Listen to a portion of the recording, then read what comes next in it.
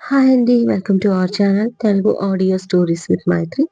నా ఛానల్‌ని ఎవరైనా ఫస్ట్ టైమ్ చూస్తున్నట్టయితే తప్పకుండా లైక్ చేయండి, షేర్ చేయండి అండ్ సబ్స్క్రైబ్ చేసుకోండి ఫ్రెండ్స్. ముడిపడని వీడని బంధం పార్ట్ 49. ఇక లేట్ చేయకుండా స్టోరీలోకి వెళ్ళిపోదామా ఫ్రెండ్స్? నువ్వు నిశ్చింతగా ఉండు. నీ కూతురు మా ఇంటి మహారాణి. దాన్ని కళ్ళల్లో పెట్టుకొని చూసుకునే భర్త ఉన్నాడు. కన్నీరు కాదు కదా దాని కాలికి దుమ్ము కూడా అంటనివ్వం మేము. ఒక్కసారి మా గ్రహస్థితి బాగోలేక దాన్ అది దూరమయ్యింది. కానీ ఇప్పుడు దానిని వదులుకోలేము. కావ్య వల్లనే మా ఇంట్లో ఆనందం, సంతోషం. ఆమె లేకుండా మేము ప్రశాంతంగా ఉండలేం అంటుంది శాంతమ్మ. అమ్మా! ఇక్కడే ఉండి పొమ్మా! వెళ్ళకు అంటుంది కావ్య ఏడుస్తూ శారదమ్మను పట్టుకొని. లేదు. ఏ రోజూ నిన్ను నా కూతురిలాగా దగ్గరికి తీసుకోలేదు. అర్థం చేసుకోలేదు. నాకు ధైర్యం లేక. కళ్యాణ్ బాబు సంబంధం వచ్చినప్పుడే ఆయన ఆడుతున్న అబద్ధాలన్నీ బయటపెట్టి ఉంటే నీ జీవితం బాగుండేది. తప్పు చేశానమ్మా. దానికి నువ్వు శిక్ష అనుభవించావు. మరి నేను అనుభవించాలి కదా! అందుకే అతనితో కలిసి ఉండాలి అంటూ జాగ్రత్తలు చెప్పి వెళ్ళిపోతుంది నారాయణతో శారదమ్మ. ఎంత చెప్పినా వినకుండా శారదమ్మ నారాయణతో పాటు వెళ్ళిపోయింది. నువ్వు బాధపడకు. మీ మమ్మీకి ఏం కాదు. అక్కడ మా బంధువులు ఉన్నారు. డైలీ కనుక్కోమని చెప్తాను అంటాడు కళ్యాణ్. తను ఏడుస్తూ కూర్చుంది. కస్తూరి, వసుధ బలవంతంగా కావ్యని తన రూంలోకి తీసుకెళ్తారు. అన్నం తినమని ఎంత బలవంతం చేసినా ఆకలి లేదు. కాసేపు పడుకుంటాను అని అలాగే పడుకుంది కావ్య. కళ్యాణ్ కూడా తనని కాసేపు ఒంటరిగా వదిలేయమని చెప్పి ఆఫీస్‌కి వెళ్ళిపోతాడు. అను, క్రాంతి, అరవింద్, మంగమ్మ, వియాన్ షాపింగ్ నుంచి తిరిగి వస్తారు. కావ్యని డిస్టర్బ్ చేయకుండా కస్తూరి బాబుని తన దగ్గరే ఉంచుకుంటుంది. ఆఫీస్‌లో ఉన్న కళ్యాణ్‌కి నందన ఆఫీస్ నుంచి కాల్ వస్తుంది. లిఫ్ట్ చేసి అవునా! ఇప్పుడే వస్తున్నాను అంటూ బయలుదేరతాడు కళ్యాణ్. కళ్యాణ్ వెళ్ళేసరికి నందన చైర్‌లో కూర్చొని ఉంటుంది నీరసంగా తన ఆఫీస్ రూమ్‌లో. ఏం జరిగింది నందన అని అడుగుతాడు కళ్యాణ్.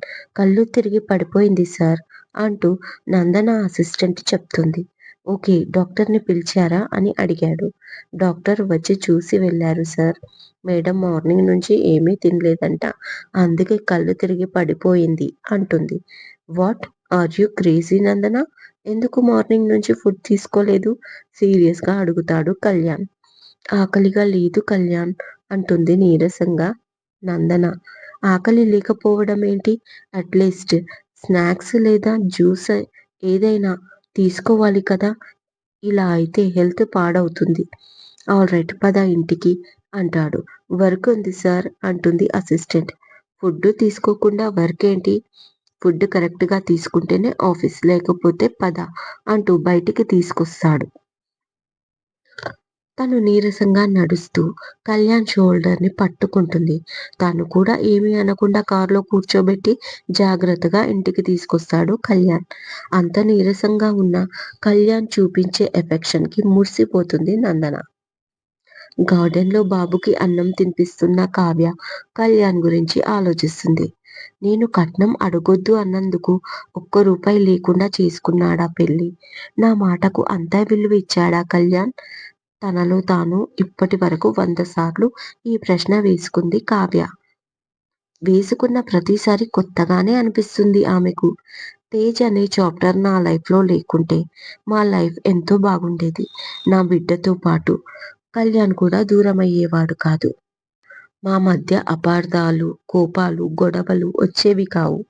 ఇప్పుడు కూడా బాబుకి నేను ఆయన్ని దూరం చేస్తున్నాను. ఇది తప్పని నాకు తెలుసు. కానీ తప్పడం లేదు. అలా అని నేను తన విషయంలో తగ్గలేను. కాళ్ళు పట్టుకున్నా నా మాట వినలేదు కాబట్టి విషయంలో ఒక మెట్టు తనే తగ్గాలి. తనే ముందడుగు వేసి తనకి మేము కావాలి అనాలి. అప్పటి వరకు నా ఈ పంతం తగ్గదు అనుకుంటూ బాబుని చూస్తుంది. వాడు నవ్వుతున్నాడు. ఏరా! నీకు నాన్న కావాలా? అని అడుగుతుంది. ఫస్ట్ టైమ్ తన నోరు తెరిచి. నవ్వుతూ వాడు అలాగే నవ్వుతున్నాడు. ఇప్పటి వరకు నీకు నాన్న ప్రేమ అంటే తెలీదు కదా! ఇకపైన తెలుస్తుందిలే అంటూ ముద్దు పెట్టుకొని వాడికి తినిపించడం కంప్లీట్ చేసి ఫేస్, లిప్స్ క్లీన్ చేసి లోపలికి వస్తుంటే కళ్యాణ్ కారు వచ్చి ఆగింది. తలుచుకోగానే వచ్చేశాడు మీ డాడీ. ఇవాళ త్వరగా వచ్చినట్టు ఉన్నాడు అంటుంది పట్టించుకోనట్టే చూస్తూ. కారు దిగగానే కావ్య బాబుని చూసి నవ్వుతూ వాళ్ళ వైపు వస్తున్నాడు కళ్యాణ్. ఇంకో డోర్ నుంచి నందన దిగి కళ్యాణ్ అటు వెళ్ళడం చూసి కళ్ళు తిరిగిపోయి పడిపోయినట్టు యాక్టింగ్ చేస్తుంది. కావ్య నందనను చూసి అయ్యో అంటుంది. తను పడిపోవడంతో కళ్యాణ్ అటువైపు తిరిగి నందనాన్ని పట్టుకుంటాడు. కావ్య పనివాళ్ళను పిలవడంతో ఆమెని లోపలికి చేరుస్తారు మెల్లిగా నడిపించుకుంటూ. బాబుని ఎత్తుకొని కావ్య కూడా లోపలికి వస్తుంది. ఏమైంది ఈ అమ్మాయికి అని అడుగుతుంది శాంతమ్మ. కళ్ళు తిరిగి పడిపోయింది నానమ్మ అంటాడు. వెంటనే డాక్టర్కి కాల్ చేశాడు కళ్యాణ్. ఏమైంది జ్వరం వచ్చిందా అడుగుతుంది శాంతమ్మ. అదేం లేదమ్మమ్మ గారు అంటుంది సోఫాలో కూర్చున్న నందన. మార్నింగ్ నుంచి ఏమీ తినలేదంట అంటాడు కళ్యాణ్. అప్పుడే వచ్చి డాక్టర్ చెక్ చేసి అంతా బాగానే ఉంది. ఫుడ్ తీసుకున్నందుకే నీరసంతో కళ్ళు తిరుగుతున్నాయి అని చెప్పి వెళ్ళిపోతాడు. ఏమైందమ్మా ఎందుకు తినలేదు అడుగుతుంది కస్తూరి. ఆకలి లేదు ఆంటీ అంటుంది. అదేంటి ఆకలి లేకపోతే తినకుండా ఉంటారా? మరిప్పుడు కళ్ళు తిరుగుతున్నాయి దీనికేం చేస్తావ్ అంటూ వసుధ కస్తూరి కోప్పడతారు. కావ్య వెళ్ళి తనకి స్నాక్స్, జ్యూస్ తెచ్చి ఇస్తుంది తినమని. కావ్య చేతిలో ఉన్న బాబు కళ్యాణ్‌ని చూస్తూ ఉంటాడు చేతులాడిస్తూ నవ్వుతూ. కళ్యాణ్‌కి ఎప్పుడెప్పుడు వాణ్ణి చేతిలోకి తీసుకొని తన గుండెలకు హత్తుకుందామా, తృప్తిగా వాణ్ణి ముద్దు పెట్టుకుందామా అన్నట్టుగా ఉంది. కానీ కావ్యని చూసి భయపడి సైలెంట్‌గా ఉంటున్నాడు. బాబు తన కళ్ళ ముందు ఉన్నంత సేపు వాడి మీదే కళ్యాణ్ కళ్ళు. అది కావ్యకి కూడా తెలుసు. అక్కడ అందరికీ తెలుసు. కానీ ఎవ్వరూ ఏమీ చెయ్యలేరు ఈ విషయంలో. మళ్ళీ కావ్యకి కోపం వచ్చేస్తే తట్టుకోలేరు వాళ్ళు. ఇంట్లో ఎవరిని కావ్యని హర్ట్ చేసే ధైర్యం లేదు ప్రస్తుతానికి. నందన స్నాక్స్, జ్యూస్ తీసుకొని తన రూమ్‌కి వెళ్ళిపోతుంది. అను వచ్చాక కళ్యాణ్ అనుని పిలిచి కొన్ని షాపింగ్ కవర్స్ ఆమె చేతికిచ్చి మీ వదిన వచ్చినప్పటి నుంచి వేసిన డ్రెస్‌లే వేసుకుంటుంది. తన కోసం కొన్ని డ్రెసెస్, శారీస్ తెచ్చాను. నువ్వు తెచ్చానని చెప్పి ఇచ్చెయ్ అంటాడు కళ్యాణ్. నువ్వే ఇవ్వొచ్చు కదన్నయ్య వదిన హ్యాపీ అవుతుంది అంటుంది. తను హ్యాపీ అవ్వదురా! అవి తీసి డస్ట్ బిన్‌లో పడేస్తుంది. తన కోపం నీకు తెలుసు కదా! నేను తెచ్చినట్టు కూడా తనకి తెలియకూడదు. అర్థమైందా? అంటాడు కళ్యాణ్. ఓకే అన్నయ్య. నేను ఎలాగో నిన్న షాపింగ్‌కి వెళ్ళాను కదా! అప్పుడు తీసుకున్నానని చెప్తాను అంటూ ఆ బ్యాగ్స్ పట్టుకొని కావ్య రూమ్‌లోకి వెళ్తుంది అను. వదినా ఇదిగో నీకోసం షాపింగ్ చేశాను నిన్న అంటూ కొన్ని కవర్లు ముందు పెడుతుంది. ఏంటి అను ఇవి? అని అడుగుతుంది. నిన్న షాపింగ్‌కి వెళ్ళాను కదా! నీకు కొన్ని బట్టలు తీసుకున్నాను అంటుంది. ఏంటి గాయత్రమ్మకు కూడా కొత్త బట్టలు కొన్నావా? ఎప్పుడు నేను చూడలేదే అని అడుగుతుంది మంగమ్మ. అయ్ బాబోయ్! నిన్నంతా నా పక్కనే ఉంది కదా ఈమె అనుకుంటూ బాబు ఏడుస్తున్నప్పుడు అన్నయ్య నిన్ను పిలిచినప్పుడు నువ్వెళ్ళావు చూడు అప్పుడు తీసుకున్నాను. నీకు చూపించలేదు కదా! ఆగు చూపిస్తాను అంటూ అన్నీ తీసి చూపిస్తుంది. అందులో ఒక ఫోన్ కూడా కనిపిస్తుంది. ఓహో! కొత్త ఫోన్ తీసుకున్నాడా అని మనసులో అనుకుంటూ చేతిలోకి తీసుకుంది అను. కావ్యకెందుకో డౌట్ వచ్చి ఇన్ని డబ్బులు నీ దగ్గర ఎక్కడివి? అని అడుగుతుంది. అయ్యో! వదినా నేను వెళ్ళే ముందు పెదమమ్మీ ఇచ్చింది. పెద్ద డాడీ చెప్పాడంట నీకు బాబుకు బట్టలు తీసుకోమని. కావాలంటే అడుగు అని దబాయిస్తుంది. ఇక సైలెంట్‌గా ఉండిపోతుంది కావ్య. వదినా ఇదిగో ఈ ఫోన్ కూడా నీకే అంటుంది.